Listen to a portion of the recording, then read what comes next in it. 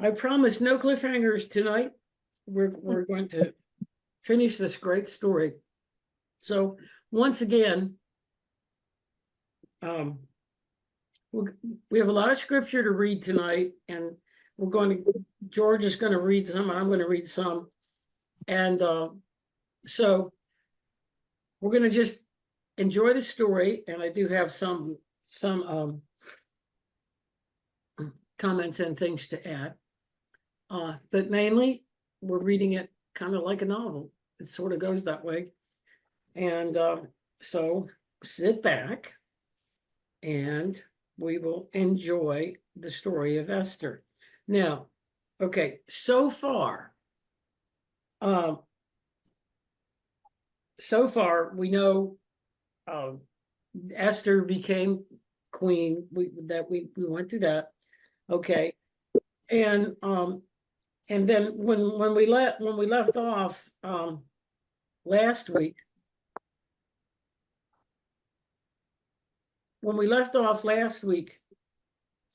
we were right at the point where this guy named Haman, okay, Haman did not like Mordecai because Mordecai would not bow to him.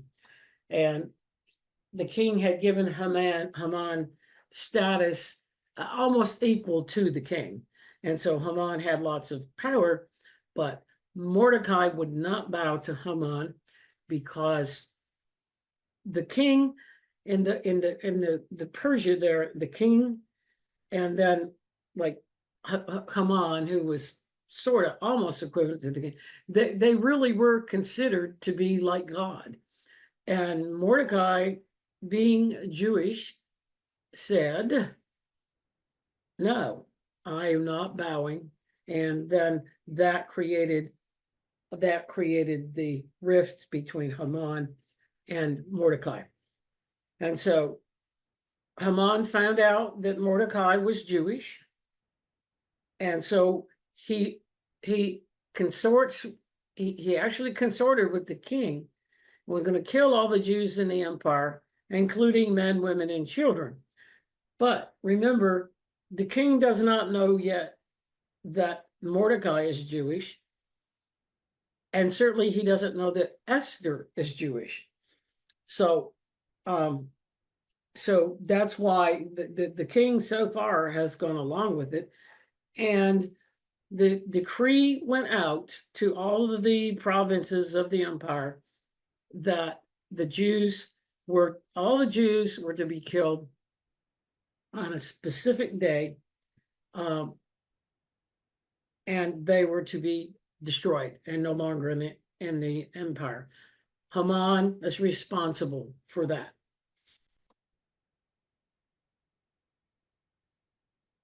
So that's where we left off. And the last week, all of the Jews in the Persian Empire were very upset, as you could imagine. Okay, I put this in here because we are looking more at the spirit of the word, and so just think about that as we go through the story. All right, George, you want to start? When Mordecai learned all that was done, he tore his clothes and put on sackcloth and ashes, and went out into the midst of the city, howling with a loud and bitter lamentation, and came even as far as the king's gate, for it was unlawful for any man to enter into the king's gate clothed with sackcloth. And in every province, wherever the king's decree came, there was a great mourning among the Jews, and fasting and weeping and wailing, and many lay in sackcloth and ashes. So when Esther's eunuchs and her maidens came in and told her, the queen was exceedingly disturbed, and she sent garments to clothe Mordecai and to take away his sackcloth from him, but did not accept him. Okay, just a comment about him tearing his clothes and sackcloth and ashes. That was a custom. It's a sign of mourning, of just disastrous frustration. And that is what they did. And you'll see several places in the Bible where it will talk about that. And even nowadays, in the Near East, I don't know if they do the sackcloth necessary on the ashes. They do tear their clothes, but anyway, just understand that's a custom in the ancient Near East. Then Esther called for Hathan, one of the king's eunuchs, who had been appointed to attend her, and ordered him to go to Mordecai to know what this was and why it was. See, Esther knew that Mordecai was disturbed because he showed up in sackcloth and ashes, but she didn't know the reason as yet. So Hathan went forth to Mordecai to the streets of the city, which were in front of the king's gate. And Mordecai told him of all that had happened to him and of the sum of money that Haman had promised to pay the king's treasuries for the Jews that he destroyed, to destroy them. He also gave him a copy of the writing of the decree that was issued in Shushan the palace, to show it to Esther and to charge her to go into the king to make supplication to him and to make request before him for her people. Okay, now she has a problem because no one could go into the king unless they were called. So, and Hathan came in and told Esther the words of Mordecai. Again, Esther spoke to Hathan and commanded him to go to Mordecai, saying, all the king's servants know that whosoever, whether man or woman, comes to the king into the inner court who is not called, for him there is but one law, to put him to death, except the one to whom the king shall hold out the golden scepter, that he may live. But I have not been called to come into the king these 3 days. And he told Mordecai Esther's words. So, Esther is debating here, she'd like to do what Mordecai asked of her, but there is this one problem, because she could die, because even though she was the queen, it didn't matter. Okay, go ahead, George.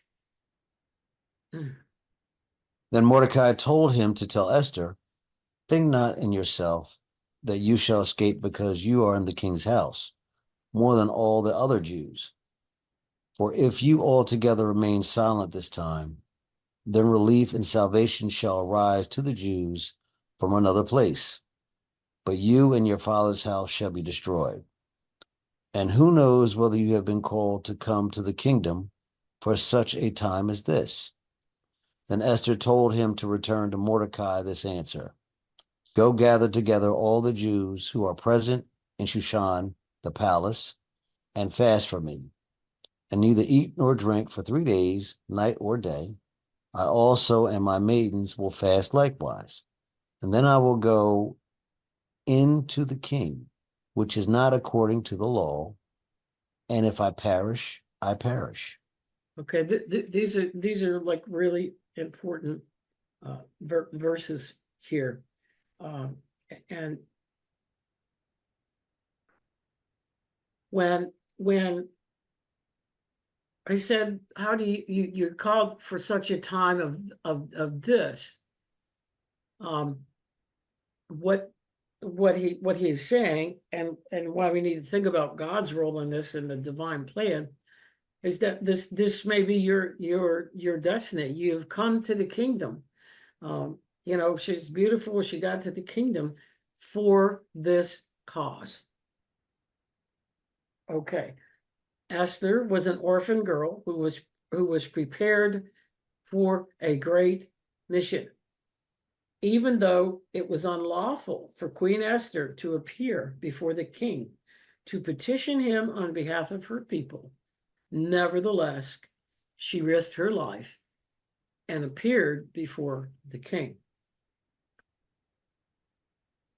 And just as the wicked Haman was preparing to destroy the Jews, the Lord was preparing Esther to be a deliverer of her people. And notice what she said. She said, she finally realized and said, okay, I gotta, I still don't know what I want to do. But she said, okay, let's pray and let's fast for 3 days. And remember, prayer and fasting, if you remember, Jesus focused on that a whole lot. Prayer and fasting. And the purpose of prayer and fasting is to be able to receive the God essence, the God counsel and guidance. So Esther knew that. Now, of course, she was brought up Jewish and a Jewish faith, but she knew that. And so that's the kind of help she needed to make this decision to go before the king when she wasn't called.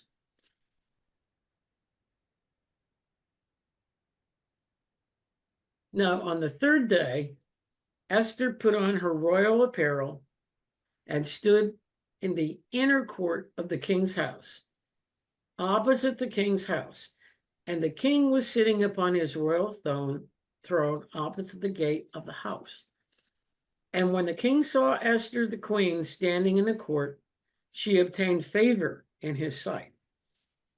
And the king held out to Esther the golden scepter that was in his hand. So Esther drew near and held the top of the golden scepter. Then the king said to her, "What troubles you, Queen Esther, and what is your request? It shall be given you even to the half of the kingdom." And Esther answered, "If it please the king, let the king and Haman come to the banquet that I have prepared for him." Then the king said, "Make haste to find Haman, that he may do as Esther has said." So the king and Haman came to the banquet that Esther had prepared. Now, this was her answer. This was her guidance that she got, that she would invite the king and Haman. Because remember what she had to do. I mean, she had to tell the king that his top prince, Haman, okay, was evil. I mean, and that he was doing that. And so she had to devise a way to do it with the help of all the praying and fasting.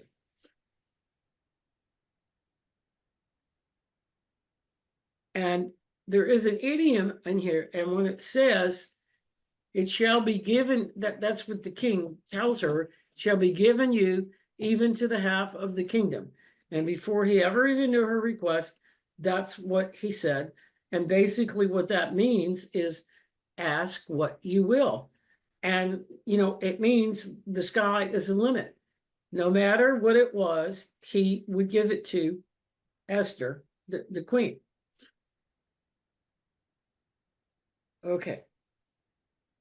Go ahead, George. And the king said to Esther at the banquet of wine, "What is your petition? And it shall be granted you. And what is your request?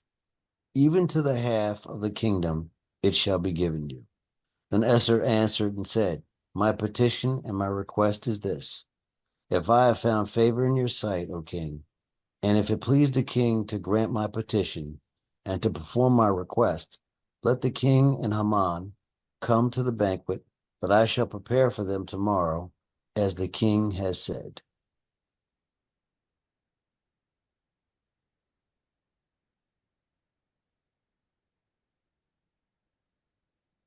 Then, and this is really cool. Now, pay attention to this Haman person, okay? Then Haman went out that day, joyful and glad in his heart. But when Haman saw Mordecai sitting in the king's gate, that he neither stood up nor moved for him, Haman was full of indignation against Mordecai. Nevertheless, Haman restrained himself, and when he went to his home, he sent and brought all his friends and Zeresh his wife. And Haman told them of the glory of his riches and the multitude of his children, and how the king had promoted him, and how he had advanced him above the princes and the servants of the king. And this is really cool here, okay? Haman said, moreover, even Esther the queen did let no man come in with the king to the banquet that she had prepared but me. And tomorrow I am invited by her together with the king. So Haman is Haman is being very prideful, okay? And he has no clue as to what is coming next. Go ahead, George. Yet all this does not suffice me, so long as I see Mordecai the Jew sitting at the king's gate, for he does not move from before me. Then said Zeresh, his wife, and all his friends to him, let a gallows be made 50 cubits high, and in the morning speak to the king that Mordecai may be hanged upon it. Then go in merrily with the king to the banquet. And the thing pleased Haman exceedingly, and he had the gallows made. Yep, Haman thinks he's in control.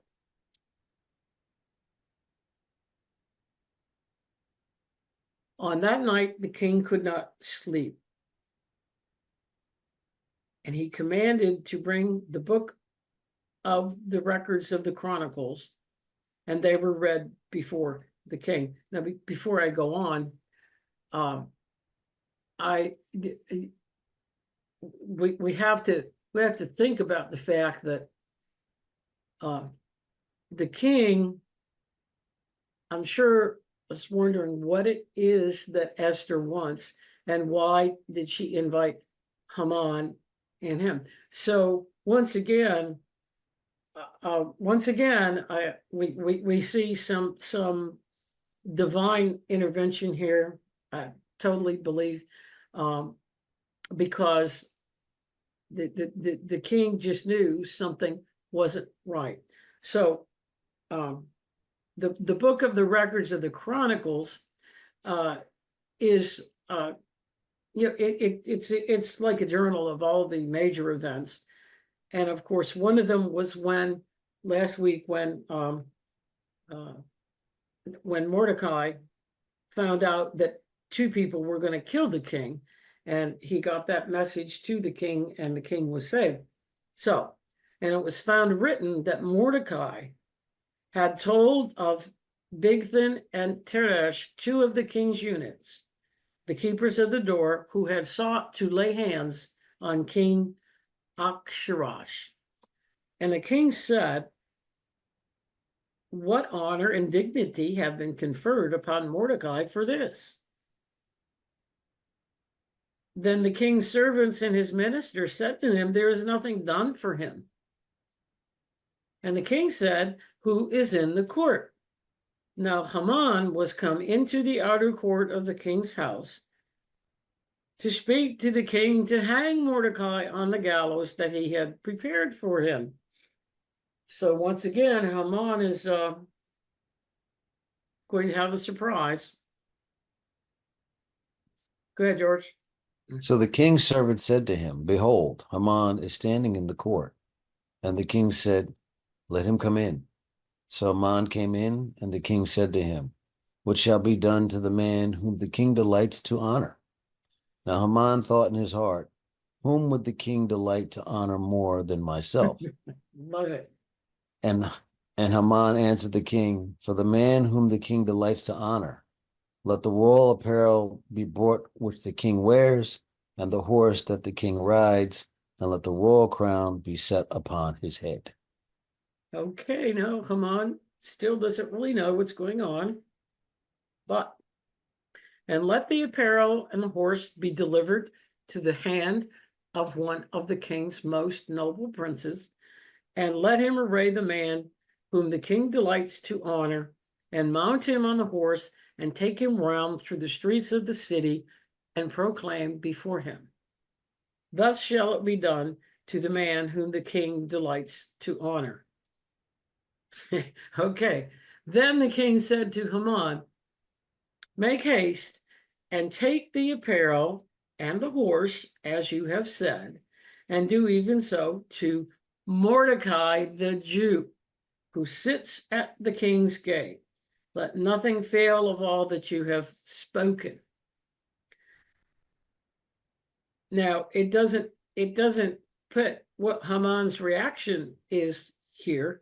However, Haman took the apparel and the horse and arrayed Mordecai and brought him on horseback through the streets of the city and proclaimed before him, thus shall it be done to the man whom the king delights to honor. And Mordecai came again to the king's gate. But Haman went to his house mourning and having his head covered. That is what they would cover their whole head many times too when they were mourning, because Haman, well, had just been delivered a pretty bad blow here, and he had to honor Mordecai instead of killing the Jews and Mordecai. Okay.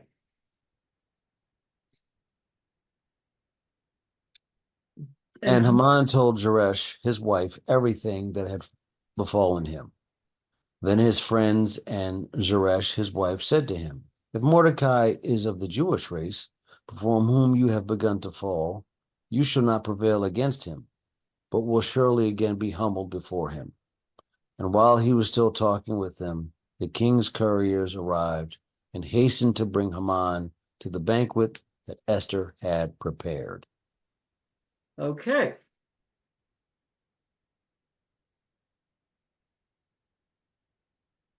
Esther was a very courageous, proud, and very shrewd. Okay. So the king and Haman went into the banquet which Esther the queen had prepared. And the king said again to Esther on the second day of the banquet of wine, what is your petition and what is your request? It shall be granted you, even to half of the kingdom. Then Esther the queen answered and said, if I have found favor in your sight, O king, and if it please the king, let my life be given me at my petition and my people at my request. For we are sold, I and my people, to be slain, to be put to the sword, and to perish. But if we had been sold merely as bondmen and bondwomen, I would have held my tongue. But the enemy would not hesitate to cause damage to the king. Okay.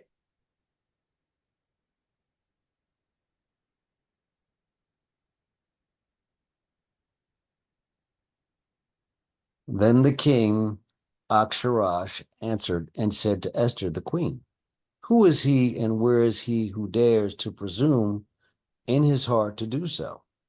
And Esther said, the oppressor and the enemy is this wicked Haman.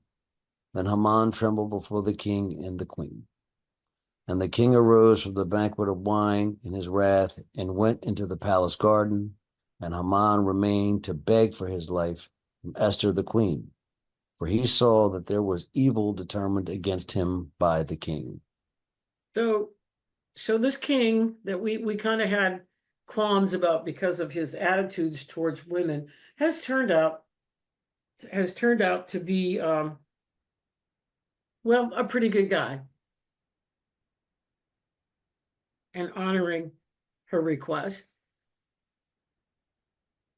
Then the king returned from the palace garden into the place of the banquet of wine, and Haman was prostrate upon the couch where Esther was seated. Then the king said, "Will he disgrace the queen also before me in the house?" As the word went out of the king's mouth, they covered Haman's face. And just, well, it's okay. We'll go. And Rabbona, one of his eunuchs, said before the king, "Behold, the gallows 50 cubits high, which Haman had made to hang Mordecai, because he had spoken good concerning the king, stands in the house of Haman." Then the king said, "Hang him on it." So they hanged Haman on the gallows that he had prepared for Mordecai. Then was the king's wrath appeased. So while we don't condone violence, okay, Haman, Haman received his comeuppance, I guess. So, but when it says that they covered Haman's face, the other thing about totally covering a man's face is that when a man was sentenced to death, his face was covered as a sign of his treacherous act. So, and then, but of course, covering one's head entirely was also a sign of mourning. But that's when the king declared, "Okay, Haman, that's it. You're out of here." So, okay. On Go that ahead. day, I'm sorry, on that day, King Achshavash gave the house of Haman, the enemy of the Jews, to Esther the queen. And Mordecai came before the king, for Esther had told what he was to her. And the king took off the ring which he had taken away from Haman and gave it to Mordecai. And Esther set Mordecai over the house of Haman. And Esther came back and spoke again before the king, and fell down at his feet and besought him and entreated him earnestly to put away the mischief of Haman and the Agagite and his device that he had devised against the Jews. Then Mordecai went out from the presence of the king in royal apparel of blue and fine white linen, and with a crown of gold, and with a garment of fine white linen and purple. And the city of Shushan rejoiced and was glad. The Jews had light and gladness and honor and joy. Okay, now you notice I did skip some verses here, because we're you can go back and read it, but this is mainly the yeah, it's kind of like how the story ends basically, and I didn't want to I didn't want us to have to read all the verses, but so Mordecai has taken over from what as the prince, the person that Haman was, but Haman was evil and prideful. So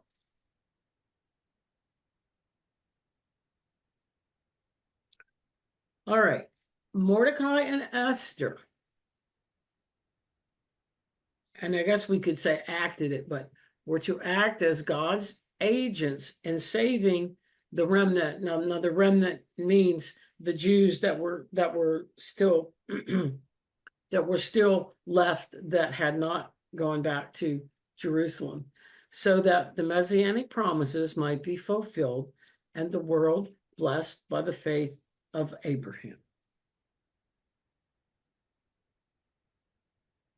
And so these spiritual qualities. Look, we could go using our terms of courage, faith, whatever. We can do that.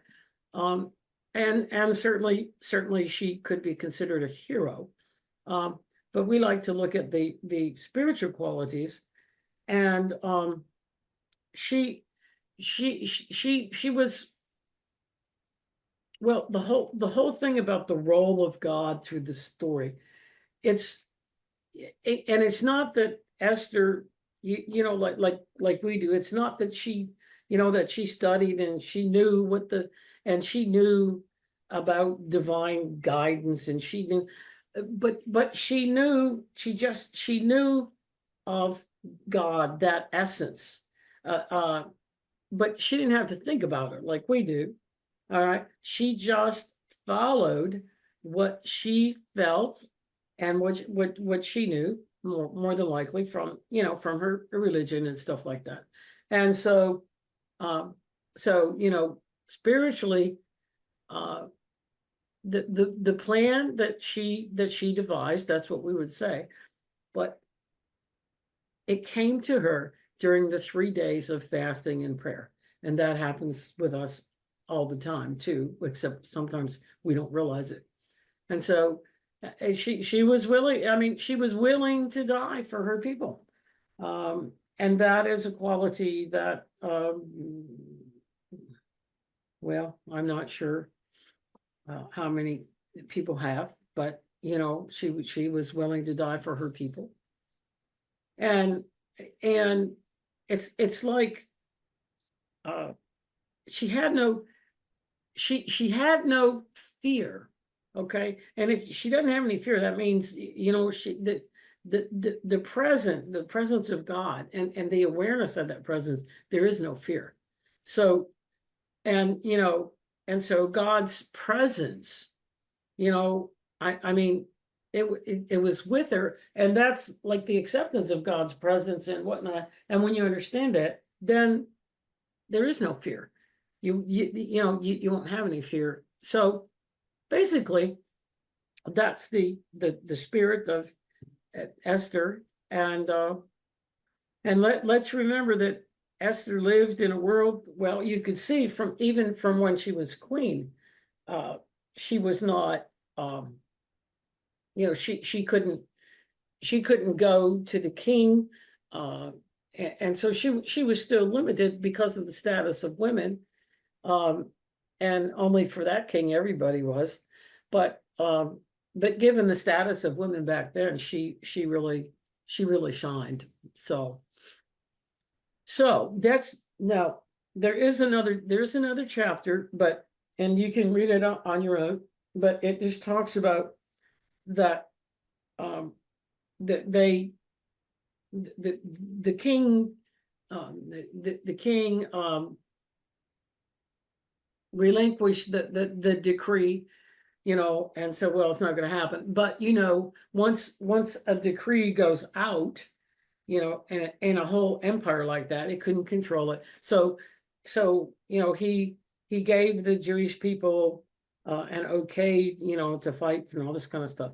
And then the rest of it is just, there is a Jewish holiday. I think it's called the Purim. I'm not sure. Anyway, that's what the final 2 chapters are about. But this was this ended the story with Esther. Okay, so.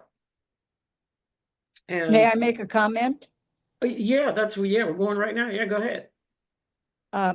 My understanding is that Esther is the only book in the Bible that the word God is That's not right. mentioned. That's right. And they say that so because remember this took place in Persia. The story itself took place in Persia. And they say, like, later on, if this story were told, then they would have talked about God, but mainly it was because it was It was in Persia and of the Persian influence. There may be a little more to that. I can let you know, but that is correct. It's the only but where God is not mentioned, but certainly, God was there and played a role. Would you not agree? Definitely implied, yes. Yeah, okay.